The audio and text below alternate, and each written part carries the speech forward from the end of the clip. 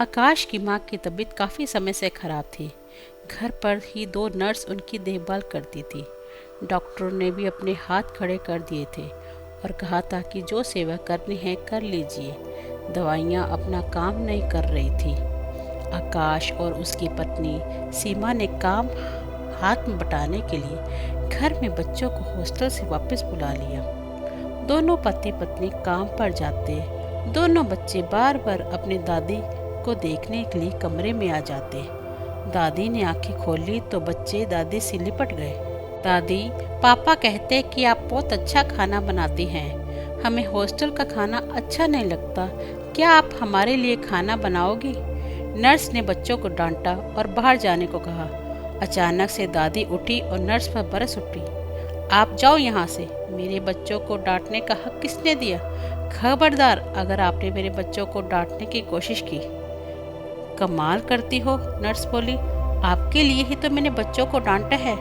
बार बार आते हैं आपको देखने के लिए और डिस्टर्ब करते हैं, आराम भी नहीं करने देते।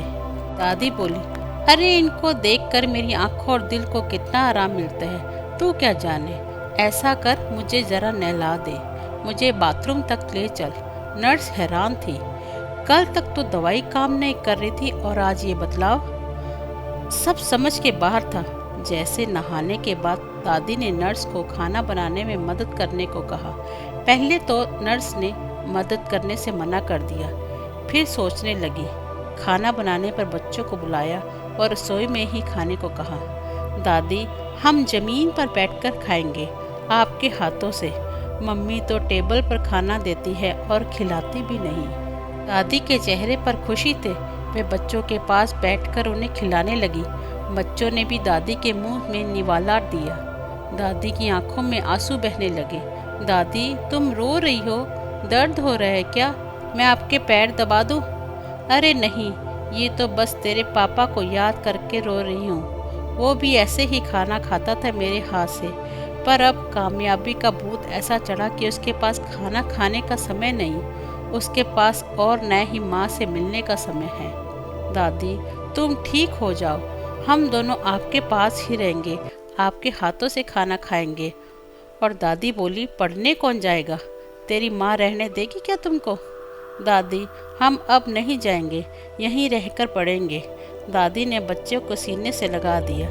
नर्स ने इस इलाज को कभी पढ़ा ही नहीं था। जीवन में अनोखी दवाई थी, अपनों का साथ हिल मिल कर रहने की है। दादी ने नर्स को कहा, आज के डॉक्टर नर्स क्या जाने भारत के 100 साल तक निरोगी रहने कैसे रहते हैं। छोटा सा गांव, कोई सुविधा नहीं, घर में गायें, खेत का काम, कुएं से पानी लाना, मसाले कूटना, अनाज दलना, दही बिलोना, मक्खन निकालना। एक घर में कम से कम 20-25 लोगों का खाना बनाना, कपड़े धोना। कोई मिक्सी नहीं, कोई वॉशिंग मशीन नहीं, कोई कुकर नहीं। फिर भी जीवन में कोई रोग नहीं, मरते दम तक चश्मा नहीं और दांत भी सलामत रहते हैं। ये केवल सभी परिवार का प्यार मिलने से होता है। नर्स तो यह सुनकर हैरान रह गई और दादी दूसरे दिन ही ठीक हो गई।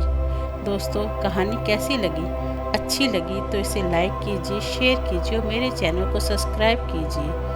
अपने कमेंट दीजिए। धन्यवाद।